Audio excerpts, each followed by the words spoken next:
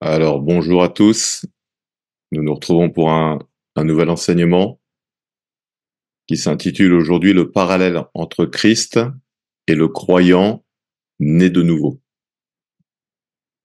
Alors, cet enseignement, on va le voir en deux parties. La première partie, c'est la croissance, de Christ et du croyant né de nouveau. Et la croissance du croyant est progressive en deuxième partie. Voilà, donc en introduction, un certain nombre d'idées erronées se sont répandues dans la sphère religieuse concernant le but de la vie chrétienne. À la question qu'est-ce que la vie chrétienne, les réponses sont généralement celles-ci. Alors j'en ai listé quelques-unes. Aller à l'église le dimanche, lire la Bible, prier, chanter.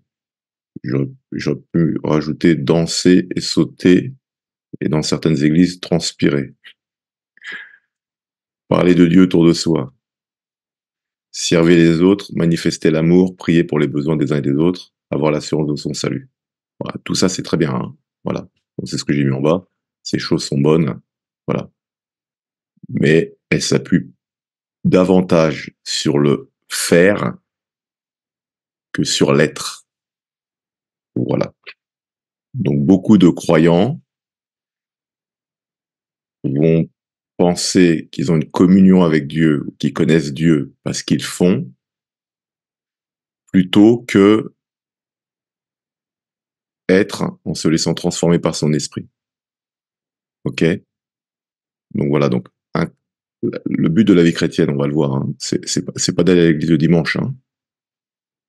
Voilà, surtout, comme on dit souvent, pour aller chauffer des chaises. Hein. Non, le but, c'est d'être un imitateur de Christ. C'est ce qu'on a vu dans un cours précédent. Ok? Donc la volonté de Dieu se décline en trois niveaux. Ça, on le voit dans Romains 12.2. Ne vous conformez pas au monde actuel, mais soyez transformés par le renouvellement de l'intelligence afin de discerner quelle est la volonté de Dieu, ce qui est bon, agréable et parfait. Donc on a trois niveaux là. On a bon, premier niveau, agréable, deuxième niveau, et parfait, troisième niveau. Ok. Le salut de l'âme, voilà, l'assurance de la vie éternelle, c'est quelque chose de bon. Niveau 1. Quelqu'un donne sa vie à Christ, la personne se fait baptiser, elle a l'assurance du salut, c'est bon. Voilà.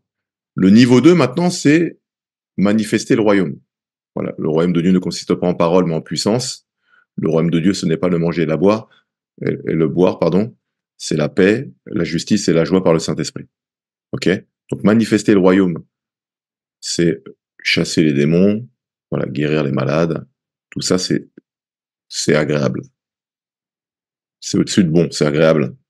Maintenant, ce qui est parfait, c'est lorsque le croyant est transformé à l'image parfaite de Christ. Et lorsque le croyant est transformé à l'image parfaite de Christ, nécessairement, automatiquement, il va manifester le royaume. Et automatiquement, il aura l'assurance de son salut. Ok? Donc là, on peut voir qu'on a 3 degrés, et donc on peut voir qu'on a 3 types de croyants. On a le croyant qui est sauvé. Voilà. Il se contente de son salut. Niveau 1. On a le croyant qui est sauvé, mais qui en plus qui manifeste le royaume. Donc aux yeux de Dieu, il est agréable. Mais celui qui est parfait, c'est celui qui est conforme à Christ. Alors, concernant le bon, là, j'ai noté comme verset de Timothée chapitre 1, verset 13 à 14. Paul dit à Timothée, retiens dans la foi et dans l'amour, donc la charité qui est en Jésus-Christ, le modèle des saines paroles que tu as reçues de moi, garde le bon dépôt par le Saint-Esprit qui habite en nous. Donc là, en fait, Paul dit à Timothée, voilà, tu as reçu l'assurance de ton salut, tu as reçu le Saint-Esprit qui garantit que tu seras sauvé, et garde le bon dépôt. Ok, donc le salut de l'âme, c'est quelque chose de bon. Voilà. Manifester le royaume, c'est quelque chose qui pour Dieu est agréable. Romains chapitre 14, verset 17 à 18, car le royaume de Dieu, ce n'est pas le manger et le boire, mais la justice, la paix et la joie par le Saint-Esprit. Celui qui sert Christ de cette manière est agréable à Dieu et approuvé des hommes. Ok? Donc celui qui manifeste le royaume, c'est quelque chose d'agréable à Dieu. Maintenant, celui qui est transformé à l'image de Christ, c'est quelque chose qui est parfait pour Dieu. Matthieu 5, 48. Soyez donc parfaits comme votre Père Céleste est parfait. C'est ce que Jésus dit. Et Colossiens 1, 28, Paul dit, c'est lui que nous annonçons, exhortant tout homme et instruisant tout homme en toute sagesse, afin de présenter à Dieu tout homme devenu parfait en Christ. Voilà. Premier niveau bon, le salut. Agréable, manifester le royaume. Parfait en Christ, c'est être conforme à l'image de Christ. En résumé, alors, tout ce qui touche l'être, le fait d'être, la vie chrétienne consiste à laisser le Saint-Esprit diriger notre vie et nous transformer à l'image parfaite de Christ. Ça, c'est l'être. Le faire, ce sont les accomplissements qui ont de la valeur aux yeux de Dieu. Voilà. Sont ceux qui résultent de l'œuvre du Saint-Esprit à travers un homme et une femme transformés à l'image de Christ. Donc, en résumé,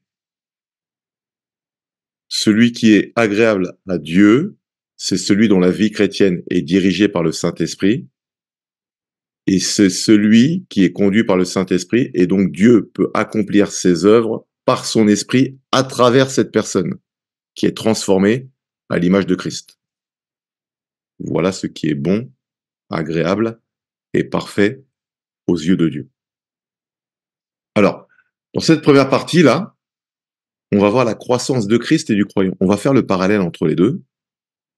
Et vous allez voir comment vraiment Christ est le modèle du croyant. Hein. Et on va voir le parallèle. Hein. Donc le parallèle entre la croissance de Jésus et la croissance du chrétien né de nouveau. Ok. Donc la naissance par le Saint-Esprit. Donc Jésus est né par la puissance du Saint-Esprit. Ça, on le voit dans Luc chapitre 1, verset 34 à 35. Marie dit à l'ange, « Comment cela se fera-t-il puisque je ne connais point d'homme ?» L'ange lui répondit, « Le Saint-Esprit viendra sur toi et la puissance du Très-Haut te couvrira de son ombre. C'est pourquoi le Saint-Enfant qui naîtra de toi sera appelé Fils de Dieu. » Donc Jésus est né par la puissance du Saint-Esprit. Le parallèle, c'est que le croyant né de nouveau est né par la puissance du Saint-Esprit. Voilà, dans Jean chapitre 1, verset 12-13, « Mais à tous ceux qui l'ont accepté, donc la parole, et à ceux qui croient en son nom, elle a donné le droit de devenir enfants de Dieu. Puisqu'ils sont nés non du fait de la nature, ni par une volonté humaine, ni par la volonté d'un mari, mais qui sont nés de Dieu. » Voilà. Donc, la parole est annoncée. Celui qui reçoit la parole et qui y croit, voilà, et qui dit « J'accepte Jésus comme mon Seigneur et Sauveur personnel », cette simple confession autorise le Saint-Esprit à venir vivre à l'intérieur de cette personne, plus exactement dans son esprit. Quand le Saint-Esprit arrive dans l'esprit de la personne, l'esprit est recréé, régénéré, la personne est née de nouveau par la puissance du Saint-Esprit, car son esprit est identique à Christ. Ok? Jésus est né par la puissance du Saint-Esprit, le croyant né de nouveau est né par la puissance du Saint-Esprit, parce qu'il n'est pas né physiquement, il est né spirituellement. Ok? Deuxième point, Jésus a reçu des cadeaux à sa naissance. Et le croyant né de nouveau reçoit également un cadeau à sa naissance, à sa nouvelle naissance. Il a reçu le Saint-Esprit. Donc ça, on le voit dans Matthieu chapitre 2, verset 11. Quand les mages ont vu une étoile, ils ont suivi l'étoile et ils sont arrivés devant une bergerie. Et à ce moment-là, ils ont offert des cadeaux à Jésus. Ils entrèrent dans la maison, virent le petit enfant avec Marie, sa mère, se prosternèrent et l'adorèrent. Ensuite, ils ouvrirent leur trésor et lui offrirent en cadeau de l'or. Le mot grec, c'est kousos, de l'encens. Le mot grec, libanos, est de la myrrhe. Le mot grec, c'est smyrna. Voilà. Donc le Père, lui, il va offrir aux croyants nés de nouveau le Saint-Esprit. Éphésiens 1,13. En lui, vous aussi, après avoir entendu la parole de la vérité, l'évangile de votre salut, en lui, vous avez cru, vous avez été scellés du Saint-Esprit qui avait été promis. Voilà. Et 2 Corinthiens 4,7, nous portons ce trésor dans des vases de terre, afin que cette grande puissance soit attribuée à Dieu et non pas à nous. Donc là, vous avez vu que j'ai mis une flèche dans le document. Pourquoi? Parce que les mages ont ouvert leur trésor pour offrir ce qu'il y avait à l'intérieur à Jésus. Et Paul dit, nous portons ce trésor. Donc Jésus a reçu un trésor à sa naissance. Le croyant né de nouveau reçoit un trésor à sa nouvelle naissance. C'est le Saint-Esprit. Ok. Alors maintenant, je vais vous montrer quelque chose qui est intéressant dans le texte, là, concernant Jésus. Donc on a vu que le mot pour l'or, c'est chrysos. Et donc, cet or, pour le croyant né de nouveau, ça correspond aux œuvres éprouvées par le feu. Ok? Voilà, lorsque chacun devra être présenté devant Christ, ces œuvres passeront à travers le feu, et donc ce sont celles qui ont qui ont de la valeur aux yeux de Dieu, qui vont résister au feu, en fait. Donc lorsque les mages ont offert de l'or là à Christ, c'est un symbole des œuvres éprouvées par le feu pour le croyant né de nouveau. Lorsqu'ils ont offert le parfum Libanos, qui veut dire encens mais également parfum, c'est un parallèle avec l'adoration que le croyant né de nouveau fait monter vers Dieu. Et enfin, la myrrhe smyrna, qui veut dire une résine amère et un parfum coûteux, c'est un symbole du prix à payer pour le croyant né de nouveau, en fait. Voilà. Donc, vous voyez comment on peut voir le parallèle dans les Écritures à travers ce qu'on appelle la parole révélée, Réma. Voilà. La circoncision de la chair versus la circoncision du cœur. Donc Jésus a été circoncis le 8e jour. Luc chapitre 2 verset 21. Le 8e jour auquel l'enfant devait être circoncis étant arrivé, on lui donna le nom de Jésus, nom qu'avait indiqué l'ange avant qu'il fût conçu dans le sein de sa mère. Donc Jésus a été circoncis le 8e jour, et donc le croyant né de nouveau, lui, a également une circoncision, mais dans ce cas présent, on va parler de la circoncision du cœur. Romains chapitre 2 verset 29, mais le juif, c'est celui qu'il est intérieurement, et la circoncision, c'est celle du cœur. Accomplie comment? Par l'esprit, et non par la loi écrite. La louange que reçoit ce juif ne vient pas des hommes, mais de Dieu. Parallèle. Jésus circoncis, 8e jour, croyant de nouveau, circoncis du cœur. Pareil pour la croissance spirituelle, Luc 2, 21. Bon, je crois que j'ai une erreur au niveau de la référence, je vais vérifier. Et Jésus croissait en sagesse, en stature et en grâce devant Dieu et devant les hommes. En sagesse, c'est le mot grec sophia, qui veut dire largeur et plénitude de l'intelligence. En stature, c'est elikia, qui veut dire maturité. Et en grâce, c'est charis, qui veut dire la condition spirituelle de quelqu'un gouverné par le pouvoir de la grâce divine. Donc voilà, donc Jésus a grandi dans ces trois dimensions, sagesse, stature et grâce. Et le chrétien, né de nouveau, doit grandir, lui aussi, et se fortifier, mais grâce à l'assistance du Saint-Esprit. Ça, on le voit dans Jean chapitre 16, versets 12 à 13. J'ai encore beaucoup de choses à vous dire, mais vous ne pouvez pas les supporter maintenant. Quand le défenseur sera venu, l'Esprit de la vérité, il vous conduira dans toute la vérité, car il ne parlera pas de lui-même, mais il dira tout ce qu'il aura entendu, et il vous annoncera les choses à venir. Voilà. Donc c'est le Saint-Esprit qui aide le croyant, voilà, à grandir. Ok? La croissance spirituelle. Ensuite, Jésus connaissait son appel. Ça, on le voit notamment dans Luc chapitre 2, verset 49. Alors que il est parti avec ses enfants avec ses parents, pardon, au temple. Voilà, ses parents ont oublié de le récupérer. En chemin, ils se sont rendus compte, ils pensaient qu'il était avec quelqu'un, certainement parmi la grande caravane, là. Et ils sont retournés au temple. Et ils lui ont dit, mais qu'est-ce que tu fais là? Pourquoi tu nous as pas suivis, hein? Je paraphrase. Jésus leur répond au verset 49 de Luc chapitre 2. Il leur dit, pourquoi me cherchiez-vous? Ne saviez-vous pas qu'il faut que je m'occupe des affaires de mon Père? Mais ils ne comprirent pas ce qu'il leur disait. Puis il descendit avec eux pour aller à Nazareth, et il leur était soumis.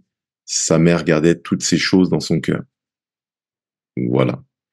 Donc là, on voit qu'à l'âge de 12 ans, Jésus connaissait son appel. Et donc, il en est de même. Le croyant né de nouveau a été créé en Jésus-Christ pour faire les affaires du Père. Jésus est venu pour faire les affaires du Père. Le croyant doit faire les affaires du Père. Ça, on le voit dans Éphésiens 2,10, car nous sommes son ouvrage, ayant été créés en Jésus-Christ pour de bonnes œuvres que Dieu a préparées d'avance afin que nous les pratiquions. Et 1 Corinthiens 3,9, en effet, nous sommes ouvriers avec Dieu, vous êtes le champ de Dieu, la construction de Dieu. Voilà. Le Saint-Esprit en Jésus et le Saint-Esprit en nous. Donc quand Jésus dit, le Fils ne fait rien de lui-même, il ne fait que ce qu'il ne voit le Père faire, et c'est le Père qui est en moi qui fait les œuvres. Voilà. Le Père était en Jésus par son Esprit. Ok? Donc dans Colossiens chapitre 1 verset 19, en effet, Dieu a voulu que toute sa plénitude habitât en lui, en Jésus. Donc le Père était en Jésus par le Saint-Esprit. Voilà. Colossiens 2,9, car c'est en lui, c'est dans son corps qu'habite toute la plénitude de ce qui est en Dieu. Ok. Il en est de même pour le croyant né de nouveau. Le Saint-Esprit est dans le croyant né de nouveau, et c'est lui qui lui donne la capacité de pouvoir faire les œuvres du Père. De Corinthiens 4,7, nous portons ce trésor dans des vases de terre, afin que cette grande puissance soit attribuée à Dieu et non pas à nous. 1 Corinthiens 3,16, ne savez-vous pas que vous êtes le temple de Dieu, et que l'Esprit de Dieu habite en vous? Voilà. Donc le Saint-Esprit était sur Jésus, et ben le Saint-Esprit est sur le croyant né de nouveau. Voilà, ça on le voit dans Ésaïe 42,1. Voici mon serviteur que je soutiendrai, mon élu en qui mon âme prend plaisir. J'ai mis mon esprit sur lui, il annoncera la justice aux nations. Donc j'ai mis mon esprit sur lui. Donc l'esprit était en lui et sur lui. C'est pour ça qu'on dit que Jésus, c'est le second Adam. Et qu'en fait, il est venu inaugurer une nouvelle race, en fait. C'est la race de la nouvelle création. Le Saint-Esprit était en lui, sur lui. Voilà. Et donc, Ésaïe 11,1, l'Esprit de l'Éternel reposera sur lui, esprit de sagesse et d'intelligence, esprit de conseil et de force, esprit de connaissance et de crainte de l'Éternel. Et donc, le Saint-Esprit est également sur le croyant né de nouveau, voilà, qui est baptisé du Saint-Esprit. Acte 1,8, mais vous recevrez une puissance, le Saint-Esprit survenant sur vous, et vous serez mes témoins à Jérusalem, dans toute la Judée, dans la Samarie, jusqu'aux extrémités de la terre. Voilà. Alors, la puissance du Saint-Esprit pour guérir les malades et délivrer les captifs. Jésus a opéré tous ces miracles par la puissance du Saint-Esprit. On le voit dans Luc 4, voilà, verset 18, l'Esprit du Seigneur est sur moi parce qu'il m'a oint pour prêcher une bonne nouvelle aux pauvres. Voilà. Et on le voit également dans Acte 10, 38. Vous savez comment Dieu a oint, donc revêtu du Saint-Esprit de force, Jésus de Nazareth qui allait de lieu en lieu, faisant du bien et guérissant tous ceux qui étaient sous l'empire du diable, car Dieu était avec lui. Donc c'est par la puissance du Saint-Esprit que Jésus était à même de délivrer celles et ceux qui étaient sous l'empire du diable. Voilà. Il en est de même pour le croyant né de nouveau. C'est que le Saint-Esprit est sur lui pour pouvoir manifester la puissance de Dieu. C'est ce qu'on voit dans Romains chapitre 15, versets 18 à 19. Paul dit, car je n'oserais mentionner aucune chose que Christ n'ait faite par moi, pour amener des païens. Donc les païens, c'est les non-croyants, les non-juifs, à l'obéissance par la parole et par les actes. Comment? Premier point, la puissance des miracles. Deuxième point, la puissance des prodiges. Troisième point, la puissance de l'Esprit de Dieu. Voilà. Jésus était revêtu, le croyant né de nouveau est revêtu lorsqu'il est baptisé du Saint-Esprit. Alors, c'est le 9e point là. Le 9e point, petite coquille. L'obéissance caractérise les fils et les filles de Dieu. Donc Jésus obéissait parfaitement au Père. Hein. Voilà, Hébreux 5, 8, 21. Ainsi, bien qu'étant fils, il a appris l'obéissance parce qu'il a souffert. Philippiens 2, 8. Il s'est humilié lui-même en faisant preuve d'obéissance jusqu'à la mort, même la mort sur la croix. Et ben de même que Jésus a obéi parfaitement au Père, le croyant né de nouveau doit obéir au Père. 1 Pierre 1,14. Comme des enfants obéissants, ne vous conformez pas aux convoitises que vous aviez autrefois, quand vous étiez dans l'ignorance. Et 1 Jean 2,25. Mais celui qui garde sa parole, l'amour de Dieu est véritablement parfait en lui. Par là, nous savons que nous sommes en lui. Ok. Donc, 10e point. Bon, il y a un petit décalage. Hein. Donc, la race du premier Adam versus la race du second Adam. Alors, 1 Corinthiens, chapitre 15, versets 45 à 48. C'est pourquoi il est écrit, le premier homme, Adam, devint un être vivant. Le dernier Adam est un esprit qui communique la vie. La version Louis II 1910 dit un esprit vivifiant. Verset 46. Mais ce n'est pas le spirituel qui vient en premier, c'est le naturel. Ce qui est spirituel vient ensuite. Le premier homme tiré de la terre est fait de poussière. Le second homme, donc c'est le Seigneur, est du ciel. Donc on a le premier qui est tiré de la poussière, c'est Adam. Le second, on dit qu'il est, il est du ciel parce qu'il est venu d'en haut par la puissance du Saint-Esprit. Voilà. Et donc, le croyant né de nouveau est de la race de Christ. Christ, le Saint-Esprit était en lui, sur lui. Le croyant né de nouveau, le Saint-Esprit est en lui. Et s'il est baptisé du Saint-Esprit, il est sur lui. Donc ça, 1 Corinthiens chapitre 15, versets 48 à 49. Tel est l'homme terrestre, tels sont aussi les hommes terrestres. Et tel est l'homme céleste, tels seront aussi les hommes célestes. Et de même que nous avons porté l'image de l'homme fait de poussière, nous porterons aussi l'image de celui qui est venu du ciel. Voilà. Ensuite, alors Jésus a été crucifié pour prendre nos péchés. Donc Jésus a pris nos péchés dans son corps. Voilà, ça on le voit notamment dans 1 Pierre, chapitre 2, versets 24 à 25. Lui qui a porté lui-même nos péchés en son corps sur le bois, afin que, mort au péché, nous vivions pour la justice. Lui, par les meurtrissures duquel vous avez été guéris. Verset 25. Car vous étiez comme des brebis errantes, mais maintenant, vous êtes retournés vers le pasteur et le gardien de vos âmes. Tac. Romains, donc chapitre 6. Oui, pardon. Et donc le baptême consiste également à mourir et à revivre avec Christ. Donc Jésus-Christ a pris nos péchés, il est mort à la croix, et donc le baptême symbolise la mort et la résurrection avec Christ. Donc Romains chapitre 6, versets 4 à 5. Nous avons donc été ensevelis avec lui par le baptême en sa mort, afin que comme Christ est ressuscité des morts par la gloire du Père, de même nous aussi nous marchions en nouveauté de vie. En effet, si nous sommes devenus une même plante avec lui par la conformité à sa mort, nous le serons aussi par la conformité à sa résurrection. Voilà. Jésus faisait la volonté du Père, et donc le croyant né de nouveau doit lui aussi faire la volonté du Père. Voilà. Et Jésus glorifiait le Père comment? En faisant sa volonté. Donc celui qui veut glorifier le Père n'a pas d'autre choix que faire la volonté du Père. Jean 6, 38, car je suis descendu du ciel pour faire non ma volonté, mais la volonté de celui qui m'a envoyé.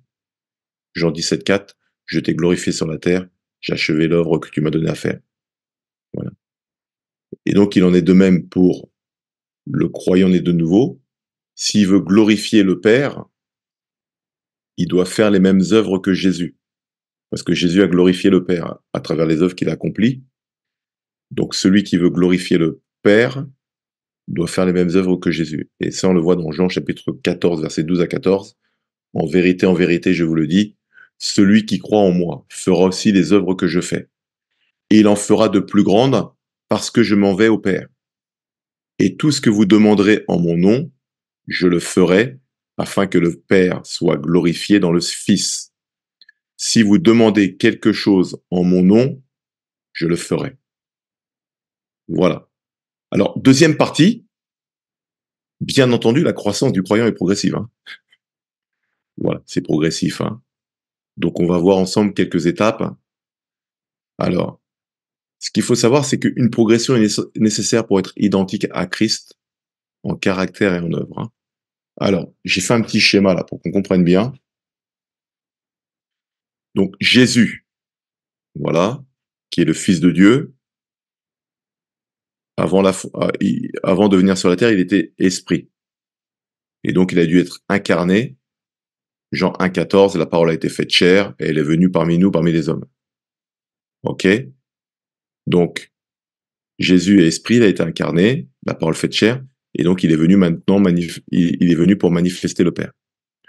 Quand le croyant est né de nouveau, son esprit est automatiquement identique à celui de Christ. Automatiquement. On voit dans Genèse 1, la Bible dit, Dieu dit, faisons l'homme, Genèse chapitre 1, verset 28, faisons l'homme à notre image, à notre ressemblance. Donc Dieu qui est esprit a tiré de son esprit l'esprit d'Adam, et donc l'esprit d'Adam était identique à Dieu sur le plan spirituel, mais comme il l'a placé dans un environnement physique, il a dû maintenant mettre cet esprit dans un corps. Voilà.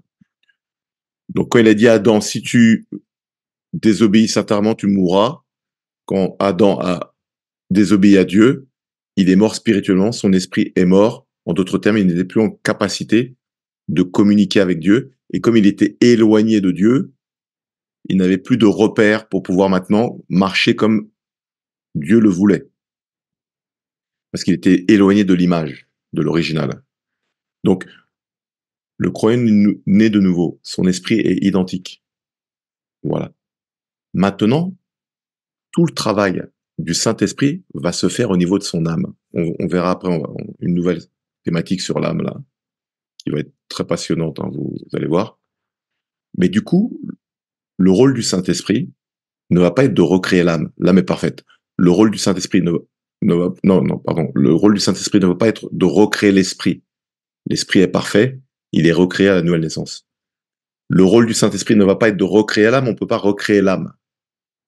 Le rôle du Saint-Esprit va être de transformer l'âme. Ok? Romains 12,2, soyez transformés dans le renouvellement de votre intelligence. Donc, le caractère de Christ, c'est quoi? Donc, transformer, donc Christ, donc on voit son caractère, ses œuvres, son obéissance, la sanctification, l'amour et tout, etc. C'est ce qu'on a vu dans le cours précédent, là. Le Saint-Esprit va faire un travail pour que le caractère de Christ qui est à gauche devienne le caractère de Christ du croyant. Pour que les œuvres de Christ deviennent des œuvres de Christ pour le croyant né de nouveau. Pour que l'obéissance de Christ envers le Père devienne l'obéissance envers le Père. Pour que la sanctification qu'a manifesté Christ, et ben que le Saint-Esprit donne la force aux croyants nés de nouveau pour résister aux œuvres de la chair. Pour que l'amour qu'avait Christ, pour que le Saint-Esprit maintenant déverse cet amour dans le cœur du croyant né de nouveau. Alors là, j'ai mis en cours de construction, c'est comme les sites internet, hein. Voilà. Donc, le croyant né de nouveau est identique à Christ au niveau de son esprit, mais il n'est pas identique à lui au niveau de son âme. Donc, tout le travail du Saint-Esprit, ça va être de transformer maintenant l'âme du croyant né de nouveau, et ce travail va se faire en fonction de la résistance ou pas à l'œuvre du Saint-Esprit. Voilà. Donc, regardez bien la mission de Paul en faveur de l'Église, hein. Colossiens chapitre 1, versets 24 à 29. Je me réjouis maintenant dans mes souffrances pour vous, et ceux qui manquent aux souffrances de Christ, je l'achève en ma chair, pour son corps, qui est l'Église. C'est d'elle que j'ai été fait ministre, selon la charge que Dieu m'a donnée, auprès de vous, afin que j'annonçasse pleinement la parole de Dieu, le mystère caché de tout temps et dans tous les âges, mais révélé maintenant à ses saints, à qui Dieu a voulu faire connaître quelle est la glorieuse richesse de ce mystère parmi les païens, savoir Christ en vous, l'espérance de la gloire. C'est lui que nous annonçons, exhortant tout homme et instruisant tout homme en toute sagesse, afin de présenter à Dieu tout homme devenu parfait en Christ. C'est à quoi je travaille en combattant avec sa force qui agit puissamment en moi. Donc Paul dit que sa mission en tant qu'apôtre, c'est d'instruire les hommes en sagesse afin qu'ils deviennent parfaits en Christ. Donc normalement, ça doit être le rôle de tout pasteur. Voilà. Son rôle, ce n'est pas de faire du coaching, du développement personnel, voilà, de donner des messages centrés sur les individus. Non, non, non. C'est de présenter Christ, de leur montrer le modèle de Christ et de leur apprendre comment être en communion, koinonia avec le Saint-Esprit pour que par le Saint-Esprit, ils deviennent parfaits en Christ. Voilà, simplement. Et donc le mot grec teli, ah oui, alors le mot grec devenu parfait en Christ, donc le mot parfait en grec c'est teli et os, qui veut dire à qui rien ne manque pour être complet, adulte d'âge mûr. Donc en fait c'est progressif, hein. Voilà. La vie chrétienne c'est progressif. Hein. Alors Paul parle comme un père qui enfante des enfants.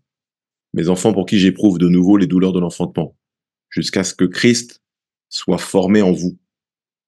Formé, c'est le mot morpho, voilà, qui veut dire former, être formé, prendre forme.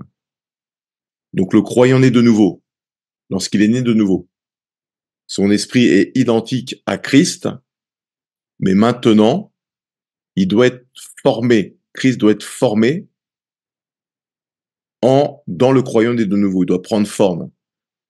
Ça, c'est un processus qui se fait de manière progressive. Et donc, ce qui est agréable, on a vu ce qui est bon, agréable et parfait. Ce qui est parfait pour Dieu, c'est quand Christ est pleinement formé dans le croyant né de nouveau. Ok? Voilà. Je rappelle que ça, c'est progressif. Hein. Et donc, on le voit là. Le Saint-Esprit nous transforme à l'image de Christ. 2 Corinthiens chapitre 3, versets 17 à 18. Or, le Seigneur, c'est l'Esprit. Et là où est l'Esprit du Seigneur, là est la liberté. Nous tous qui s'envoilent sur le visage, contemplons comme dans un miroir la gloire du Seigneur. Nous sommes transformés à son image de gloire en gloire par l'Esprit du Seigneur. Donc, nous sommes transformés sur quel modèle? À son image. De gloire en gloire. Par qui? Par l'Esprit du Seigneur. Voilà. C'est tout simple. 2 Timothée chapitre 1 verset 13 à 14. Prends pour modèle les saines paroles que tu as entendues de moi, dans la foi et l'amour qui sont en Jésus-Christ. Grâce au Saint-Esprit qui habite en nous, garde le beau dépôt qui t'a été confié. D'autres versions, c'est le bon dépôt qui t'a été confié. Ok? Et enfin, Romains chapitre 8 verset 29. En effet, ceux qu'il a connus d'avance, il les a aussi prédestinés à devenir conformes à l'image de son Fils, afin que celui-ci soit le premier-né d'un grand nombre de frères. Voilà. Donc Jésus est le premier-né d'un grand nombre de frères. C'est le premier-né d'une nouvelle race. C'est la race, mes guillemets, christique. Les hommes et les femmes nés de nouveau. Nés de nouveau. Celles et ceux qui ont le Saint-Esprit en eux, nouvelle naissance. Voilà. Première expérience. Deuxième expérience, le Saint-Esprit sur eux, le baptême du Saint-Esprit. C'est le Saint-Esprit à l'intérieur du croyant né de nouveau qui va travailler, voilà, pour le transformer à l'image de Christ, voilà, de gloire en gloire. Ok?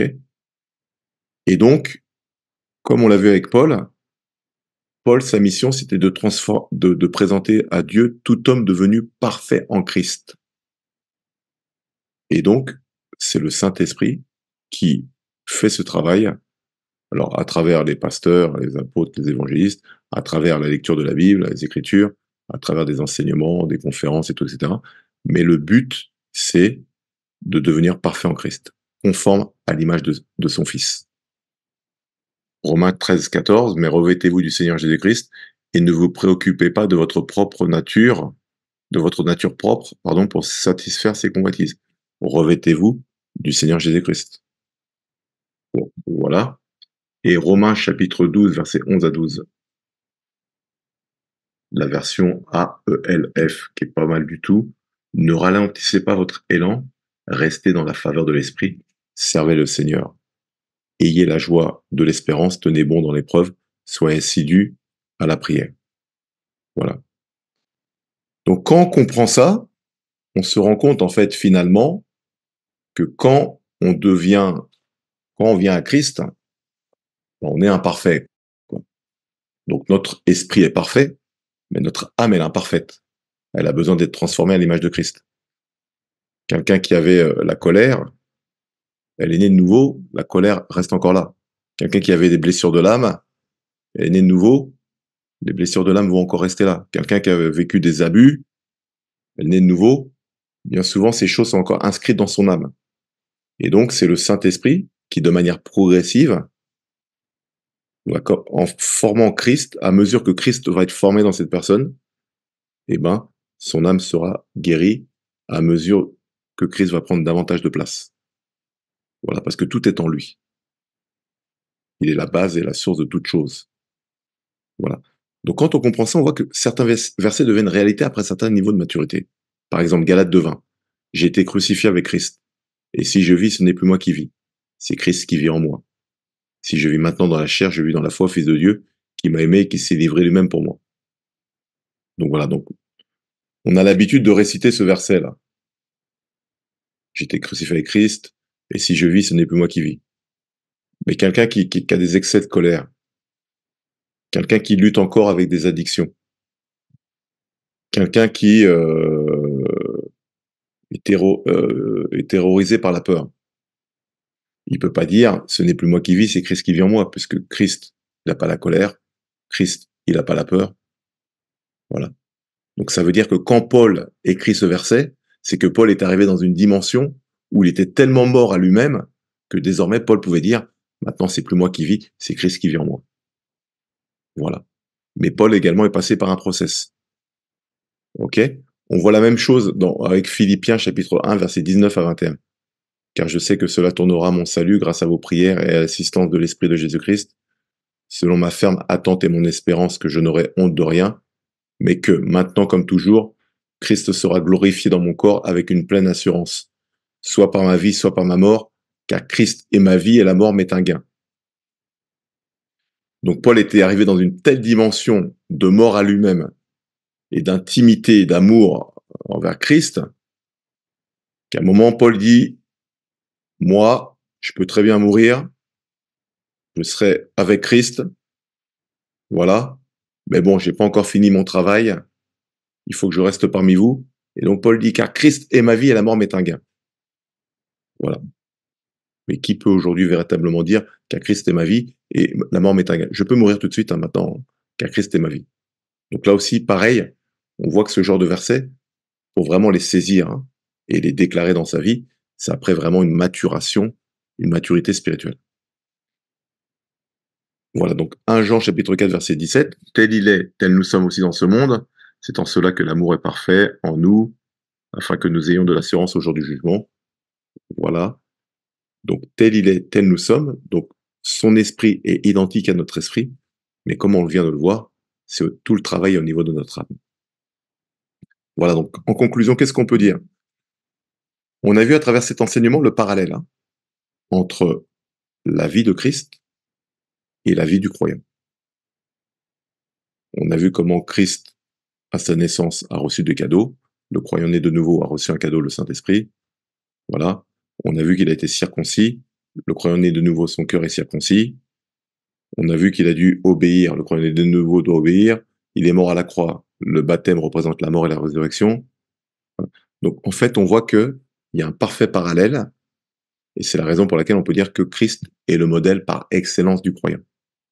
Ensuite, ce qu'on peut dire, c'est que dans ce parallèle, l'une des missions du Saint-Esprit, c'est maintenant de transformer le croyant en l'image parfaite de Dieu. Dieu a 3 degrés de volonté, ce qui est bon, agréable et parfait, et ce qui est parfait pour Dieu, c'est quand le croyant est à l'image parfaite de Christ. Bien entendu, ça c'est un processus, ça ne peut pas se faire par ses propres forces, mais c'est en se soumettant au Saint-Esprit, en le laissant travailler, que ce travail se fait de manière progressive à l'intérieur de nous, essentiellement au niveau de l'âme et du cœur. Voilà, c'est la fin de notre enseignement. Bonne fin de journée à tous et à bientôt.